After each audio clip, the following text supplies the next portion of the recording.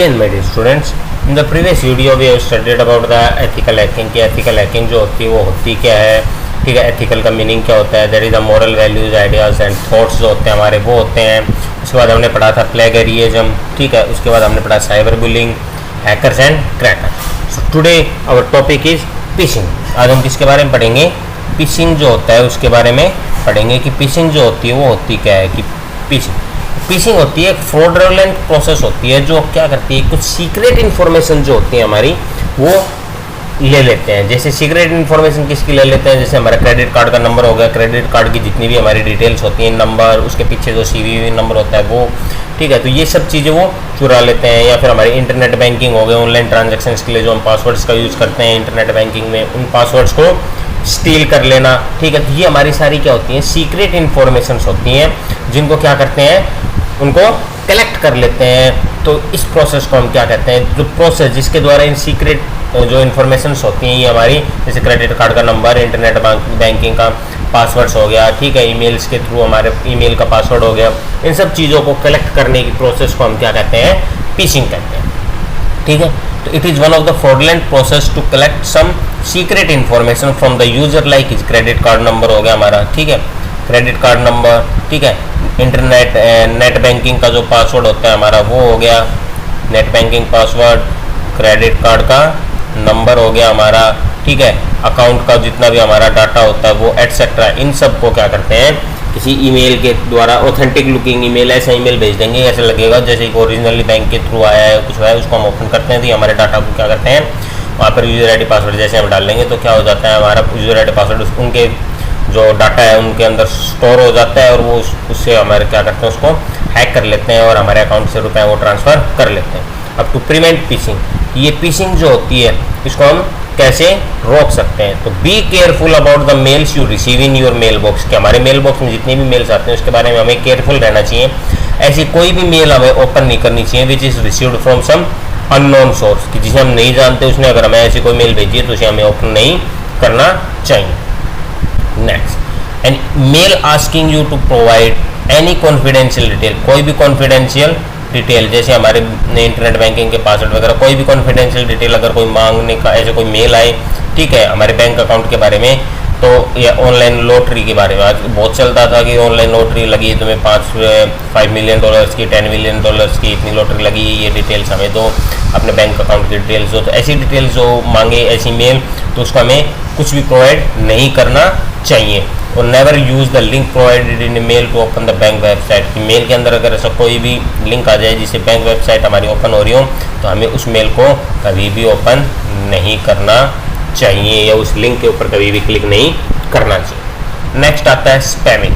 Next क्या आता है, स्पैमिंग। स्पैमिंग जो हम देखते हैं कि जैसे हमारी Gmail ID होती है उसमें एक फोल्डर बना होता है, that is a spam folder. तो स्पैम का मतलब होता है जंक और अनवांटेड, या तो जंक या फिर इसका मतलब क्या ले सकते हैं हम, अनवांटेड, कि अनवांटेड जो भी हमारी मेल्स होती हैं वो।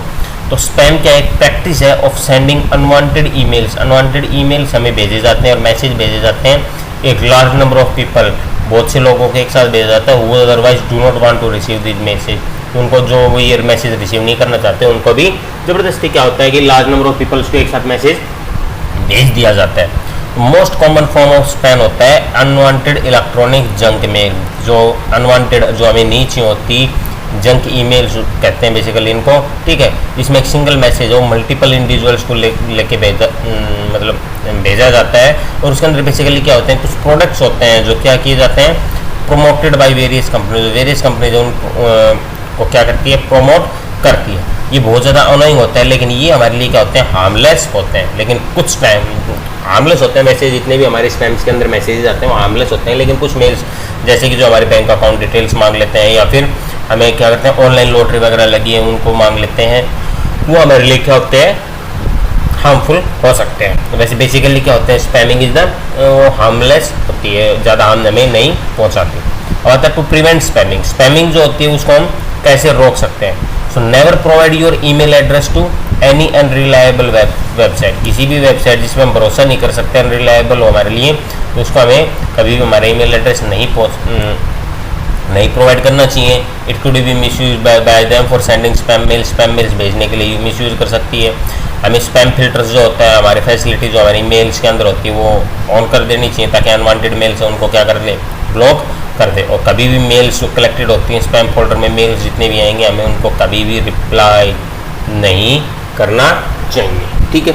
नेक्स्ट आता है इंडिविजुअल राइट टू प्राइवेसी, कि एक इंडिविजुअल का क्या राइट होता है प्राइवेसी के लिए। तो privacy deals with the rights of an individual to keep his personal information secret, कि हर इंडिविजुअल का, कि हर कोई भी इंसान होता है उसका अपना हक होता है कि वो अपने इंफॉर्मेशन को प्राइवेट करके रख सके, ठीक है, कि उसको प्राइवेट कर ले और किसी के साथ शेयर न करे from others and disclose only the selective one, और जिसे हम सिलेक्ट करें वही इन्फॉर्मेशन ही हम दूसरों को डिस्क्लोज करें। जैसे फेसबुक पे अगर हम बात करते हैं तो फेसबुक पे हमारे अकाउंट के अंदर प्राइवेसी के अंदर हम क्या कर सकते हैं कि हम फोटोज़ को भी क्या कर सकते हैं, ब्लॉक कर सकते हैं, कि कोई भी हमारी फ़ोटोज़ को ना देख सके, हमारी प्रोफाइल के बारे में न जान सके, ठीक है।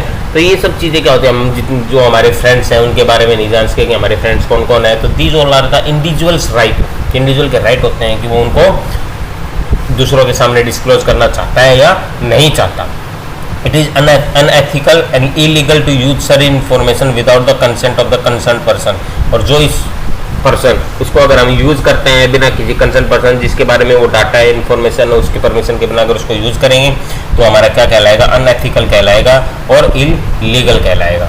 सो it is very important to save private information from unauthorise use. तो हमारी प्राइवेट इन्फॉर्मेशन को हम सेव करना चाहिए ताकि और कोई उसको यूज़ न कर सके।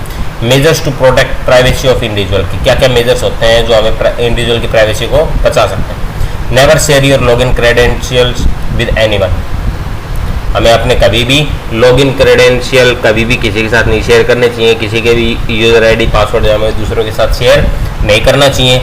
Disable the cookies in your web browser to safeguard leakage of information, और कुकीज जो होती हैं उनको हमें क्या करना चाहिए, डिजेबल कर देना चाहिए ताकि हमारी जो इन्फॉर्मेशन है वो लीक ना हो वेब ब्राउजर के through.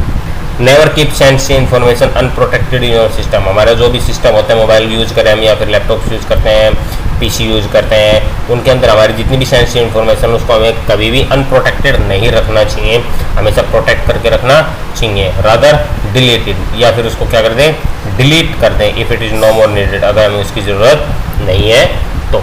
So this is all about your today's class. Next class we will study about the software piracy and more. Till then, thank you so much.